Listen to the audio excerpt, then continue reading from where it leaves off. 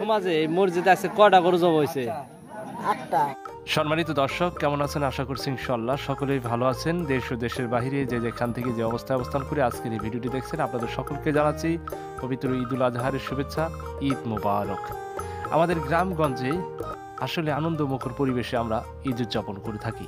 তা আজকের ভিডিওটি ব্যতিক্রমভাবে আপনাদের দেখাবো আমাদের গ্রামে কিভাবে আমরা ঈদ উদযাপন করি এবং গ্রামের মসজিদে কিভাবে আমরা মাংস বন্টন করি, আমরা আনন্দমুখর পরিবেশে ঈদ উদযাপন করি।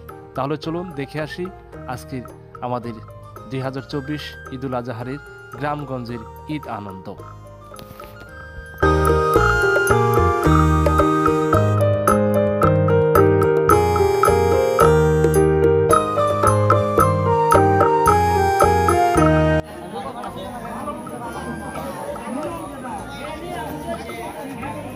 কি খবর আঙ্কেল, মাংস নিয়ে যাচ্ছেন? মাংস নেবেন? যদি দেয় তাহলে নিমু, আর যদি না দেয় তাহলে নিমু না। মাংস আপনাদের কি হারে ফেলাইতেছে, কি হিসাবে দিব? তাও তো কইলাম না বাবু, আমি জানি নাই তো আমরা। বাঘা হিসাবে দিব না বা এই হিসাবে? কটা? আচ্ছা, আপনাদের এই সমাজে মসজিদে আছে কয়টা গরু জব হয়েছে? 8টা। 8টা। ছাগল কয়টা?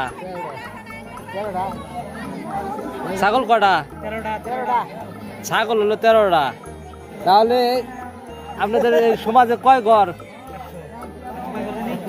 133 ঘর। কি হিসাবে পড়তে পারে? বাঘা হিসাবে পড়তেছে না মাথা হারে? বাঘা হারা। মস্ত ভা